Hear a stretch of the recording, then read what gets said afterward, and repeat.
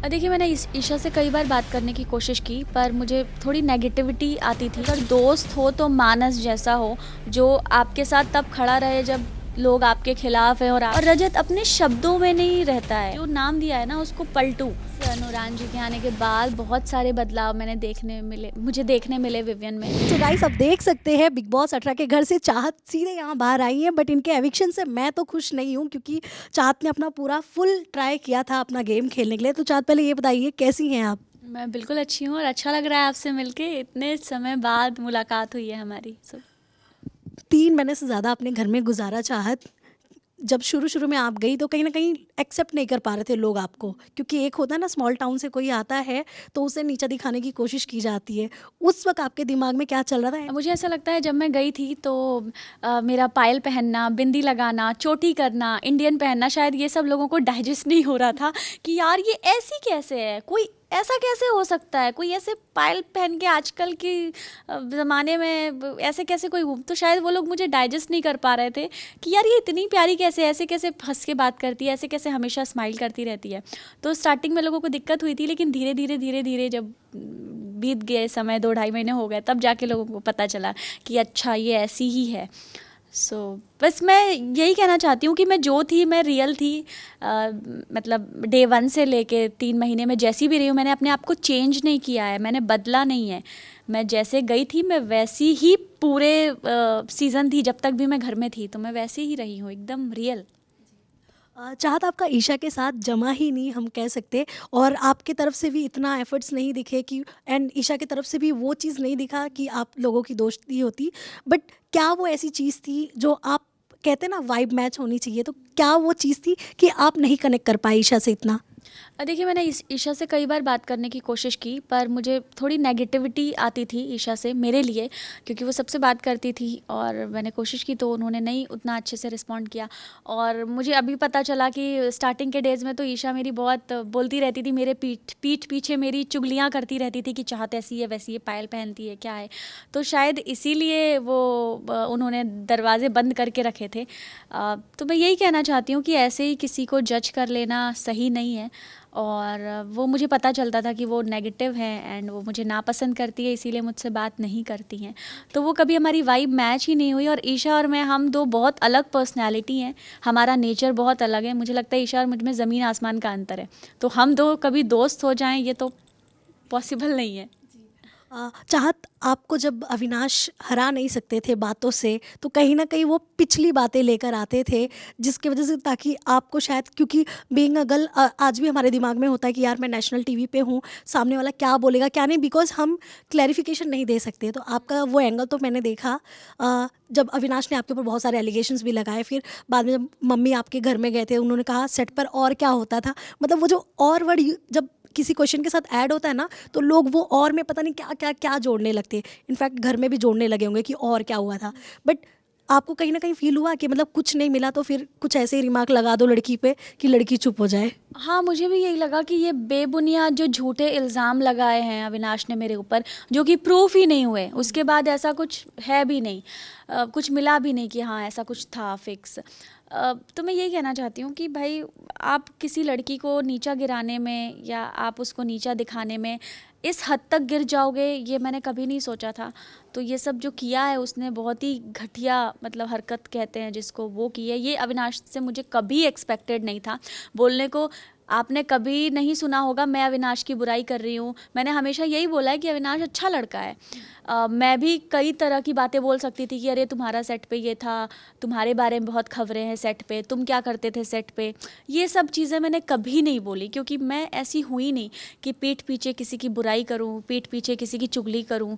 ये सब मुझसे नहीं होता है। मुझे जो कहना होता है मैं मुँह पे कह देती हूँ, फेस टू फेस। घर से निकलते वक्त भी वो हाथ ऐसे ही खड़े करके खड़े थे, बट आपने लिटरली इग्नोर किया। तो क्या वो मतलब सच में आपने वो मिस कर दिया था उनका हाथ, या जानबूझकर आपने इग्नोर किया? नहीं, जानबूझ के इग्नोर किया ऑफ कोर्स, क्योंकि अविनाश से नहीं मिलना था मुझे। मैं आते वक्त सबसे मिली थी बहुत अच्छे से, अविनाश से नहीं मिली, क्योंकि वो कोई इंसान जब ऐसी हरकत कर देता है तो वो नज़रों से ही गिर जाता है। तो अविनाश उस घर में था या नहीं था, मेरे लिए इक्वल ही था, बराबर था, क्योंकि वो कहीं एग्जिस्ट ही नहीं करता दूर दूर तक। तो इसीलिए मैं उससे नहीं मिली, मन ही नहीं किया ऐसे झूठे मक्कार इंसान से, और जो बेबुनियाद इल्ज़ाम लगा दे एक लड़की के ऊपर। तो ये सब चीज़ें जो उसने की हैं, जिससे मेरी माँ को इतना हर्ट हुआ है, मेरी मम्मी, मेरी फैमिली इतनी इफ़ेक्ट हुई है, तो आप अगर ऐसा कुछ करोगे तो ऑफ कोर्स मैं आपको कभी नहीं पसंद कर सकती हूँ। आंटी ने ये तक कह दिया है कि अब कोई शो मेकर हो, जो भी हो, अगर 1 करोड़ रुपए भी आपको देगा तो भी आप उनके साथ काम नहीं करोगी। तो क्या ये सच में आप मम्मी की बात से सहमत हैं? देखिए, मैं वैसे भी अविनाश के साथ काम नहीं करना चाहती, क्योंकि इतना काम करने के बाद भी अगर कोई लड़का इस तरह के इल्ज़ाम आप पे लगा रहा है झूठे, और आपको नीचा दिखाने के लिए, शायद अपनी पब्लिसिटी के लिए, शायद गेम का कुछ प्लान हो उसका कि अब ऐसा बोल देता हूँ तो फिर से मुझे एक हाईलाइट मिल जाएगी, तो बिकॉज़ ऑफ अपने हाईलाइट के लिए, फुटेज के लिए, या अपनी चीज़ों के लिए कि उसको लाइमलाइट मिलेगी, उस वजह से अगर आप ऐसा करोगे तो ये तो बहुत ही गलत है, और मैं उसके साथ कभी शूट नहीं करूँगी। मेरे बहुत अच्छे को एक्टर हैं जिनके साथ मैंने काम किया है, और वो अभी भी मेरे दोस्त हैं। मानस ने मुझे कितना सपोर्ट किया, इतना सब कुछ हुआ, तो वो एक जेंटलमैन की तरह, एक सच्चे दोस्त और एक अच्छे इंसान की तरह वो खड़ा रहा है, और उसने इंटरव्यूज़ दिए हैं। ये सब चीज़ें तो मुझे पता ही नहीं थी, क्योंकि मैं घर के अंदर थी। तो मैं तो मानस के साथ मैंने एक बार शूट किया है, मैं मानस के साथ काम करना चाहती हूँ, भला हो। और मानस का जो इसने आके मुझे इतना सपोर्ट किया और आके बोला खुल के, जबकि मेरी वजह से बेचारा, उसका नाम मेरी वजह से जुड़ गया था, तो मुझे तो बड़ी दया आ रही थी कि यार ये मेरी वजह से ये फंस गया बेचारा। पर उसने नहीं, उसने एकदम बहुत बहादुरी के साथ आके बोलना, गट्स चाहिए, वो गट्स हर किसी में नहीं होते, तो मानस के अंदर इतने गट्स हैं कि उसने आके मीडिया में सबके सामने बोला और सारी चीज़ें क्लियर की। सो मैं तो मानस जैसे जेंटलमैन के साथ वापस काम करना चाहती हूँ, मुझे वैसे ही लोग अच्छे लगते हैं। कोई बात हुई आपकी मानस के साथ? क्योंकि 21 लाख का इनाम और भी पता नहीं बहुत सारी चीज़ें हो गई थी। गुजराती लड़का, मतलब वो चीज़ें हैंडल करना, क्योंकि पॉजिटिव चीज़ें भी हैंडल करनी पड़ती है एक्टर होने के नाते, नेगेटिव भी। बट उनके साथ कुछ अलग ही हो गया था, मतलब रातों रात अचानक से बॉम्ब फूटना। क्या बाहर निकलने के बाद कोई बात हुई आपकी? नहीं, मेरी बहुत ज़्यादा बात नहीं हुई है, बस मैंने उसको थैंक यू बोला है। फ़िलहाल तो मैं इतनी बिज़ी हूँ कि यार थैंक यू सो मच, तुमने मुझे इतना सपोर्ट किया और तुमने साबित कर दिया कि अगर दोस्त हो तो मानस जैसा हो, जो आपके साथ तब खड़ा रहे जब लोग आपके खिलाफ हैं और आपके बारे में ऐसी ऐसी अफवाहें झूठी फैल रही हैं। सो मैं तो मानस के साथ दोबारा काम करना चाहती हूँ। चाहत, आपका जो बॉन्डिंग है रजत के साथ काफ़ी पसंद किया जा रहा था। एक भाभी भैया का टैग भी बाहर दे दिया था लोगों ने, इतने मीम्स बन रहे थे। बट जब आप घर से एग्जिट हुई तो उनका एक अलग ही वो निकला। आई एम श्योर आपने वो देखा ही होगा, तो वो तो बुरा लगा होगा। बट मम्मी के आने के बाद से क्या कुछ चीज़ें आपको ऐसा रियलाइज़ हुआ कि हाँ, मतलब रजत जो है मेरा ट्रू फ्रेंड तो नहीं है, ये सब मतलब गिरगिट के तरह वो काम कर रहे हैं। मतलब जब आप सामने रहेंगी तो भी वो बातें करना, वो अलग से ही टॉन्ट लग रहा था आपको, जैसे कि आपने अभी थोड़े टाइम पहले भी बताया। सो क्यों रजत से आपने अचानक से इतना चेंज हुआ? मम्मी के बोलने की वजह से? नहीं, ऐसा नहीं है, मैं बहुत पहले ही उससे कट ऑफ हो गई थी बिकॉज़ ऑफ कशिश। क्योंकि कशिश और रजत साथ बैठते थे, तो मैं जब वीकेंड के वार पे कशिश को वो जो पूल वाला मैटर हुआ था, उस वजह से कशिश काफ़ी डाउन हो गई थी उसके बाद, और वो बहुत सैड फील कर रही थी। तो कशिश से बात करने के चक्कर में रजत से कहीं ना कहीं बात मेरी वापस शुरू हो गई, जो मैं बिल्कुल नहीं करना चाहती थी। और रजत अपने शब्दों में नहीं रहता है, शब्दों पे कभी नहीं रहता है। वो जो नाम दिया है ना उसको, पलटू, यू टर्न, वो एग्जैक्ट यू टर्न और वो पलटू ही है इंसान। आप उसके ऊपर ट्रस्ट कभी नहीं कर सकते, क्योंकि आप वो यहाँ हाथ मिलाएगा, हाँ भाई मैं तेरे साथ हूँ, घूम के हाँ मैं आपके साथ भी हूँ, अच्छा वो भाई मैं तुम्हारे साथ भी हूँ, तो उस इंसान का कोई भरोसा ही नहीं है। और जिस इंसान पे आप ट्रस्ट नहीं कर सकते, वो इंसान किस काम का है भाई? तो और मेरे पीठ पीछे मेरा मजाक उड़ाना, देखो मजाक करना और मजाक उड़ाना इसमें डिफरेंस है। तो वो मजाक करता नहीं था मेरे साथ, वो मजाक उड़ाता था मेरा, और ये चीज़ मुझे रियलाइज़ होती थी। पर मैं ऐसी हूँ कि जब भी कोई प्यार से बात करता है तो मेरा गुस्सा मैं भूल जाती हूँ, मैं वापस फिर प्यार से बात करने लग जाती हूँ। तो यही है कि जाते जाते भी उसने मुझे जैसे बोला कि यार, मैंने जब बोला कि बाय बाय अच्छे से खेलना, तो ही सेड कि बोल कौन रहा है, हंसते हुए उसने ये बात कही। तो मुझे बड़ा बुरा लगा कि यार आप एटलीस्ट, मैं जा रही हूँ, वो आखिरी पल है मेरे घर के, तब तो आप कुछ ताना मत सुनाओ कि मैंने नहीं गेम खेला या मैंने कुछ नहीं किया। अगर मैंने कुछ नहीं किया होता तो मैं 14वें हफ्ते तक कैसे टिक पाती उस घर में? करेक्ट। तो यही सब चीज़ें हैं रजत की जो मुझे बिल्कुल भी पसंद नहीं है। वो बिल्कुल भरोसे के लायक वो इंसान है ही नहीं। वो बस टाइम पास के लिए है। Time pass he is good. वो मतलब उसके साथ सही टाइम पास हो जाएगा, उसके अलावा और कुछ नहीं। विवियन के साथ शुरुआत में आपका रिश्ता बिल्कुल अच्छा नहीं था, वॉशरूम्स का झगड़ा हो या मतलब बहुत सारे मतलब खिटपिट होती रहती थी, लेकिन कहीं न कहीं नौरान के घर में आने के बाद से सारी चीज़ें पलट गई। आपने वो चीज़ें फ़ील किया या नहीं? यस, नूरान जी के आने के बाद बहुत सारे बदलाव मुझे देखने मिले विवियन में, मेरे लिए, कि वो बहुत ज़्यादा मुझसे बातें करने लग गए हैं, हंसी मजाक करने लग गए हैं। एक टास्क था जिसमें वो मुझे जैकेट भी पहना रहे थे। सलमान सर ने एक शो की बात की थी, तो उसमें भी उन्होंने बोला थैंक यू सर। मतलब जब सलमान सर ने बोला कि चाहत और विवियन कास्ट होंगे मधुबाला में, तो ही सेड थैंक यू। मैंने कहा ओ ये क्या हो गया, ये क्या हो रहा है। पर अच्छी बात है, शायद उनकी वाइफ ने उन्हें समझाया होगा, मेरे बारे में बताया होगा, क्योंकि सलमान सर ने भी बोला कि मैं विवियन की वाइफ को बहुत पसंद हूँ। और नूरान जी और मैं हम बात भी करते हैं, हम बहुत अच्छे दोस्त हैं। मेरी अभी अभी बात भी हुई थी उनसे। तो ये अच्छा है कि उन्हें रियलाइज़ हुआ, जो उनकी वाइफ उनको बोल के गई, समझा के गई, उन्होंने अपने अंदर वो बदलाव लाया।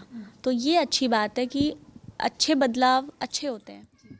बाहर आने के बाद नौरान से क्या बात हुई आपकी? उनका मैसेज आया था, hello Chahat, you know you are very strong girl and बुरा लग रहा है पर ठीक है तुम टेंशन मत लेना, I am with you and सब लोग तुम्हें बहुत पसंद करते हैं एंड ऐसे सब उनका मैसेज आया था। तो मेरी बातचीत हुई, तो शी इज़ वेरी स्वीट। आखिरी क्वेश्चन है मेरा चाहत, जब कशिश घर से निकल गई थी, आप वहाँ एक जगह कॉर्नर में बैठकर एकदम इमोशनल थी और करणवीर वहाँ से गुजर रहे थे, जब उन्होंने आपके इमोशंस को कहीं ना कहीं मजाक उड़ाया था, जो आपको वो चीज़ें कितना आपके दिमाग में हिट हुई थी? बहुत बुरा लगा था। तब उन्होंने बोला था कि दिग्विजय के लिए जो जितने आंसू बहाए थे उतने कशिश के लिए मत बहाना, ऐसा कुछ बोल के वो गए थे। मुझे बुरा लगा, पर मैं वो आंसर देने के मूड में नहीं थी। हर समय आप लोगों को जवाब नहीं दे सकते, हर समय आप नहीं लड़ सकते हो कि ऐसा क्यों बोला, क्योंकि वो जोन ही नहीं था मेरा। कशिश के साथ इतना कुछ हो गया, फिर वो भी चली गई, और भी चीज़ें थी। तो वो जो करण का नाम है ना, मिट्टी का तेल, आग लगाना, पोक करना लोगों को, लोगों के पर्सनल मुद्दे में घुसना, तो मिट्टी का तेल इज़ परफेक्ट नेम, और ये विवियन ने ही नाम दिया था आई थिंक। सो ये वो है आग लगाओ, वो मतलब दूसरों के पर्सनल लाइफ में अगर कुछ हो रहा होता है ना, तो वो बहुत इन्जॉय करते हैं। लेकिन ऐसा नहीं करना चाहिए, क्योंकि आप अपनी जगह रख के देखो, उस इंसान को अपनी जगह रख के देखो कि अगर उस सिचुएशन में आप होते तो आप क्या करते। तो उन्हें ऐसा नहीं करना चाहिए, क्योंकि उनका पास्ट का एक्सपीरियंस भी ख़राब रहा है, तो उनको भावनाएं समझनी चाहिए। शो करके आपको कोई पछतावा है जिस तरह से मेकर्स ने आपकी पर्सनल लाइफ को बाहर निकालने का जो ट्राई किया टीआरपी के लिए? सो कोई भी आपको ऐसा रिग्रेट है शो करके, या मेकर से कोई नाराज़गी है? देखिए, रिग्रेट नहीं है। इस शो ने मुझे बहुत कुछ दिया है, मेरे फैंस ने मुझे इतना प्यार दिया है, लोगों ने इतना सपोर्ट किया है। मेरे फ्रेंड्स धीरज, गरिमा, गौरव, इन सब लोग, और भी लोग हैं, बहुत सपोर्ट किया है लोगों ने मुझे, मेरे दोस्तों ने। तो रिग्रेट नहीं है, बस हाँ कहीं ना कहीं एक ये चीज़ मन में है कि वो सब जो बातें उठी थी, कोई है बाहर, वो केक वाली बात, वो सब चीज़ें नहीं होती तो बेटर होता, क्योंकि वो चीज़ें उठी लेकिन कोई पुख्ता सबूत या कुछ मिला ही नहीं। तो वो बात उठी लेकिन प्रूफ कुछ भी नहीं हुआ, प्रूफ नहीं कोई कुछ कर पाया, तो वो बेमतलब बात बस उठी और चली गई बिना प्रूफ हुए, तो उसका कोई मतलब ही नहीं निकला, कोई सेंस ही नहीं निकला। तो वो चीज़ मुझे लगता है नहीं होनी चाहिए थी। बस और तो कुछ नहीं, बाकी तो बहुत प्यार मिला है मुझे। टॉप 3 में किसे देख रहे हो आप, और विनर के रूप में किसे देख रहे हो? टॉप 3 में तो मैं चाहती हूँ करण, विवियन एंड चुम रहे, और विनर तो मैं चाहती हूँ चुम हो, एक लड़की जीते और ये ट्रॉफी ले जाए घर अपने। So lastly message to your fans Chahat. मैं यही कहना चाहती हूँ मेरे फैंस को, जिन लोगों ने मुझे सपोर्ट किया, मेरी फैमिली, मेरे दोस्त, मेरे सपोर्टर्स, मेरे फैंस, मेरी इंस्टाग्राम फैमिली, सभी लोगों का तहे दिल से धन्यवाद। आप लोगों ने बहुत साथ दिया, बहुत सपोर्ट किया। आप लोगों की वजह से ही मैं 14 हफ्ते उस घर में टिक पाई। आप लोगों का प्यार नहीं मिलता तो मैं शायद बहुत पहले ही निकल गई होती। But thank you so much इतना मुझे प्यार और इतना सपोर्ट देने के लिए। Love you. Thank you so much चाहत, एंड ऑल द बेस्ट। जल्दी आप किसी नए प्रोजेक्ट के साथ आइए, एंड फिनाले पे आपका डांस परफॉर्मेंस देखने के लिए हम बहुत ज़्यादा एक्साइटेड हैं। हाँ, अरे मैं भी।